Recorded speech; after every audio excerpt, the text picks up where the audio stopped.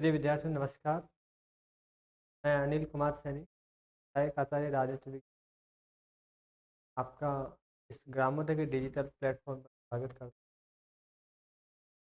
प्रिय विद्यार्थियों, हम बीए बीएड फोर्थ ईयर के पेपर प्रतिनिधि भारतीय राजनीतिक चिंतन के अध्याय स्वामी विवेकानंद का अध्ययन कर रहे हैं। उसमें पूर्व में हमने स्वामी विवेकानंद के बारे में का जीवन परिचय, फिर उनकी रचनाएं और फिर उनके ऊपर जो प्रभाव रहा के बारे में विस्तार पूर्वक चर्चा की। और आज हम इस वीडियो के अंतर्गत नए शीर्षक स्वामी विवेकानंद के राजनीतिक दर्शन के बारे में चर्चा।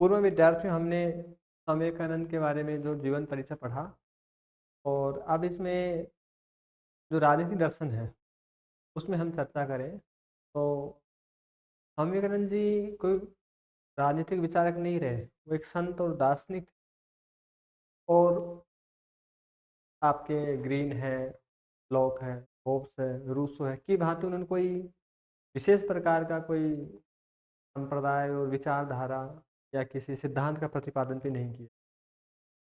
अतः स्वामी विवेकानंद जी ने साफ कहा भी एक जगह पर, मैं कोई राजनीतिक और न ही मैं कोई राजनीतिक आंदोलनकारी हूँ। मैं केवल एक आत्म तत्व की चिंता करता हूँ और उसी की अपेक्षा करता हूँ, जब वह ठीक होगा सब कुछ ठीक हो जाएगा। तो विद्यार्थियों, इस प्रकार स्वामी जी ने राजनीति से अपने को पूर्णतः पृथक रखा। लेकिन फिर भी बीपी वर्मा जी जैसे लेखक उनके बारे में कहते हैं स्वामी विवेकानंद जी को उच्च कोटि के राजनीतिक विचारकों में शामिल किया जा सकता है। उनके बारे में उनके दो कथन भी मान्य है। जैसे पहला उन्होंने कहा कि स्वामी विवेकानंद जी ने राज्य है, स्वतंत्रता है, धार्मिक राष्ट्रवाद का सिद्धांत है, इसके बारे में उन्होंने बहुत कुछ लिखा है जिसके आगे भविष्य में पूर्व उनके आगे जैसे विपिन चंद्र पॉल हैं और महर्षि अरविंद हैं, उन्होंने उनका अनुसरण भी किया है। दूसरा उन्होंने बताया कि भारतीय राजनीति को उन्होंने बहुत कुछ नए विचार दिए हैं, शक्ति है, निर्भयता है आदि के संबंध में, और जन जागरण, राजनीतिक जागरण संबंध में उन्होंने विचार रखे। राष्ट्रवादियों को भी उन्होंने अपने विचारों से प्रेरित किया है। जैसे आपका बंगाल का जो विद्रोह, बंगाल का जो आंदोलन रहा, उस राष्ट्रवादी आंदोलन में स्वामी जी की एक कविता सन्यासी का गीत काफ़ी प्रेरणादायी रही और इस प्रकार उनका अप्रत्यक्ष योगदान रहा।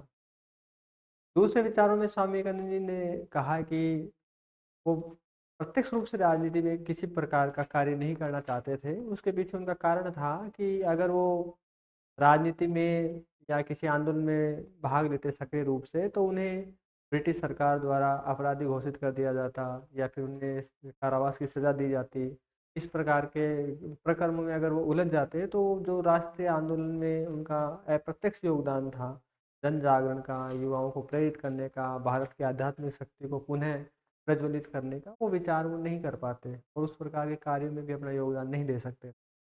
अतः स्वामी गांधी दूर रहे। तो फिर विद्यार्थियों में आगे चर्चा करते हैं कि बिंदुवत उन विचारों पर चर्चा करते हैं जो राजनीतिक दर्शन में परिलक्षित होते हैं।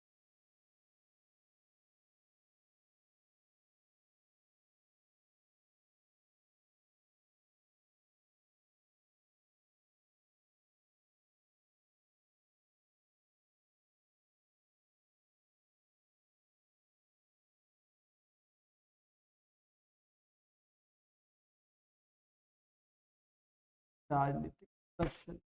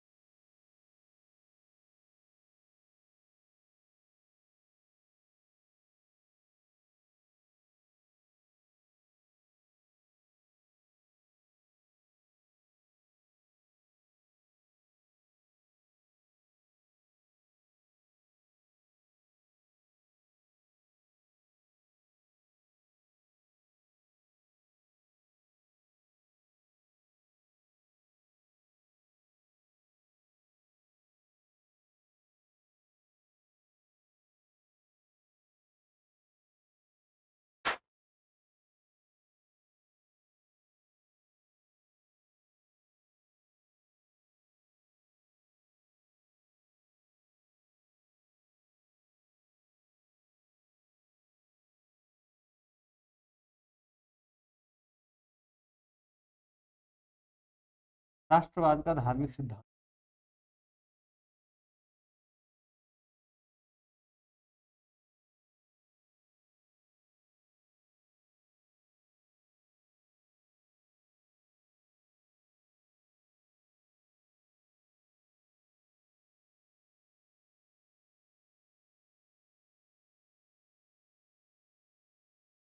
विद्यार्थियों, जैसे हीगल ने एक विचार दिया था कि कोई भी राष्ट्र है वो अपनी कुछ मूलभूत विशेषताओं के कारण ही अपना विकास कर पाता है। इसी प्रकार स्वामी विवेकानंद जी ने कहा कि भारत जो राष्ट्र है उसके भी कुछ मूलभूत ऐसे तत्व हैं जिनके ऊपर भारत की राजनीतिक जो स्थिरता है बनी रहती है। उन्होंने बताया कि भारत के मूल में वो जो तत्व है वो है धर्म।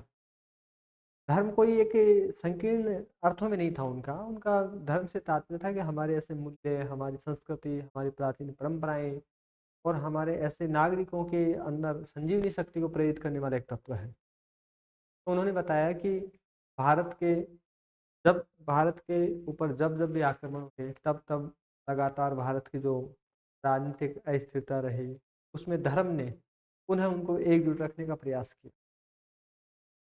तो धर्म भारत का एक मूल तत्व है जो उसको एकजुट राजनीतिक एक रूप से एकीकृत रखने का प्रयास करता है। दूसरा उनका विचार था स्वतंत्रता संबंधी अवधारणा।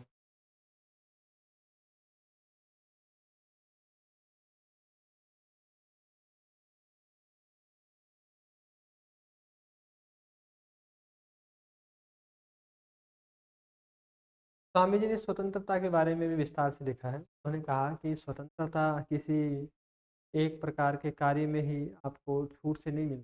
स्वतंत्रता से तात्पर्य है आप व्यक्ति को मानसिक, आध्यात्मिक और शारीरिक रूप से स्वतंत्रता दी जाए। अर्थात ठीक उसी प्रकार से जिस प्रकार उपनिषदकारों ने स्वतंत्रता की रचना की। स्वतंत्रता के बारे में उन्होंने कहा कि व्यक्ति को शारीरिक, मानसिक और आध्यात्मिक रूप से स्वतंत्रता प्रदान की जानी चाहिए ताकि वह अपना कार्य, अपने विचार और जो भी उनकी प्रक्रिया है उनको वो स्वतंत्रता पूर्वक हासिल कर सकें। स्वतंत्रता एक विशाल एक शब्द नहीं होकर के एक विशेष प्रकार की कहें कि व्यवस्था है जो उसको कार्य करने के लिए एक अति आवश्यक होती है।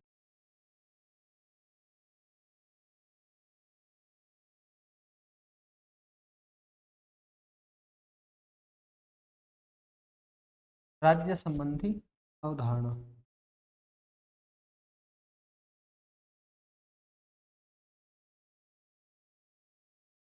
स्वामी विवेकानंद जी ने राज्य के बारे में भी लिखा है। कहा है कि राज्य जैसे पूर्व में भारत के अंतर्गत राज्य चार प्रकार के श्रेणी में विभक्त था।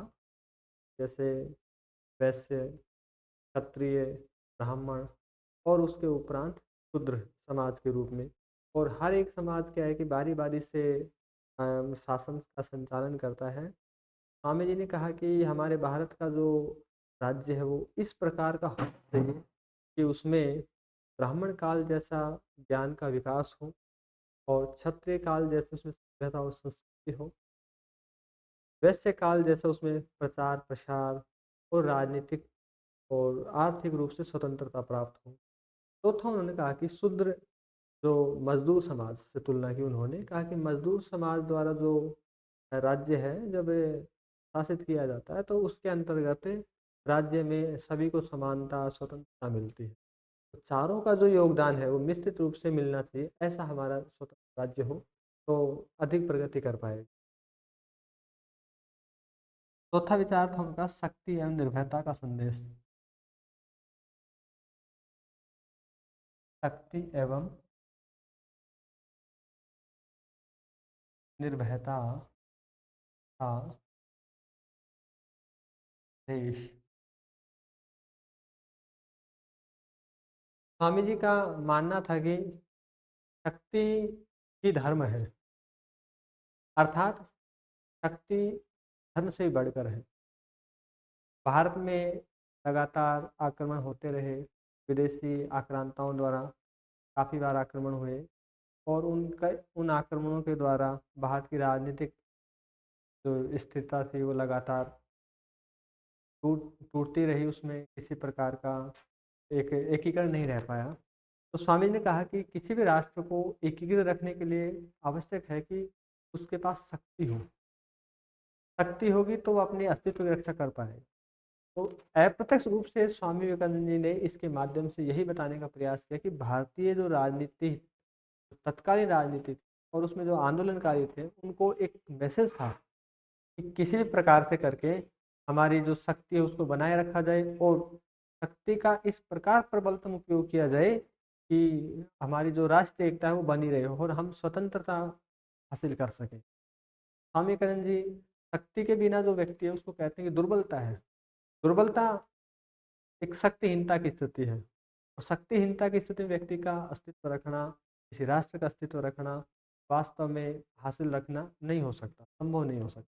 अतः शक्ति को स्वामी विवेकानंद का प्रमुख विचार माना जाता है।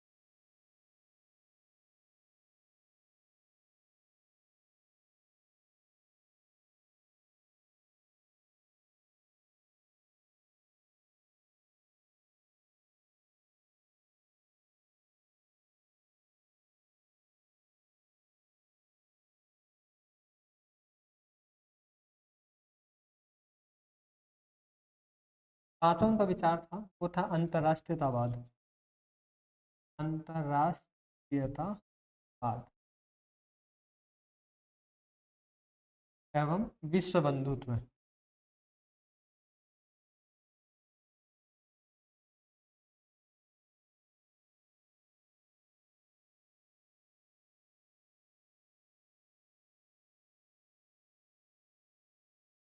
स्वामी विवेकानंद जी जब शिकागो धर्म सम्मेलन में पहुंचे और उन्होंने अपना जब संबोधन उद्बोधन दिया, तो उस उद्बोधन की चर्चा उस दिन जो समाचार पत्रों ने काफ़ी प्रचार प्रसार से किया था और स्वामी विवेकानंद जी के जो विचार थे उनके बारे में वहाँ जो अमेरिका के मीडिया था उसने काफ़ी प्रशंसा की और उन्होंने कहा कि स्वामी जी के विचार वास्तव में नए विचार थे। दूसरा उन्होंने कहा कि सारे जो चिंतक, जो विचारक और जो भी उद्बोधनकर्ता पहुंचे थे, उन सब से बढ़ करके स्वामी जी का जो वक्तव्य था इस भांति उनसे उच्च कोटि का था कि सभी अपने अपने धर्म और अपने अपने ईश्वर की बात कर रहे थे। वहाँ स्वामी जी सभी के धर्म और एकमात्र उस परम सत्ता ईश्वर की बात कर रहे थे जो सभी को क्या करता है, एकीकृत करता है। दूसरा, स्वामी जी भारत माता के प्रति और भारतीय संस्कृति के प्रति उनका बहुत लगाव था। फिर भी उनके विचार इतने प्रकट और इतने विस्तार विस्तारवादी थे कि उनको किसी भी प्रकार के दूसरे अन्य धर्म से, अन्य संस्कृति से, अन्य राष्ट्र से घृणा नहीं होती। स्वामी जी का जो धर्म, उनके विचार और उनके जो भावनाएं थी वो अंतर्राष्ट्रीय स्तर की थी। पूरे विश्व को वो एक वसुधैव कुटुंबकम की भांति मानते थे। इस प्रकार स्वामी जी उस सभा के अंदर एक अच्छे उद्बोधनकर्ता के रूप में रहे और विश्व के अंदर उन्होंने सर्वधर्म समभाव का एक प्रसार किया और आज भी उनका जो संगठन है रामकृष्ण मिशन, वो दरिद्र नारायण की सेवा और दरिद्र को ही ईश्वर मान करके सेवा करता है। इस प्रकार हम कह सकते हैं स्वामी जी के विचार राष्ट्रीय स्तर के थे और उनका विश्व बंधुत्व का एक मिशन था और इसी के द्वारा उन्होंने जब सैन फ्रांसिस्को में भी उन्होंने रामकृष्ण मिशन की शाखा को प्रारंभ किया था और उसके पश्चात उन्होंने कई और सम्मेलनों में और कई जगह पे उद्बोधन दिया। उन सभी में उन्होंने विश्व बंधुत्व की बात कही। तो विद्यार्थियों, आज हमने स्वामी विवेकानंद जी के दर्शन के अंतर्गत इन 5 बिंदुओं पर चर्चा की और अगली जो कड़ी है उसमें हम चर्चा करेंगे उनके उपलब्धियों के बारे में और फिर हम उसके जो जीवन का जो योगदान रहा उनके बारे में चर्चा करेंगे। आज के लिए इतना ही। धन्यवाद।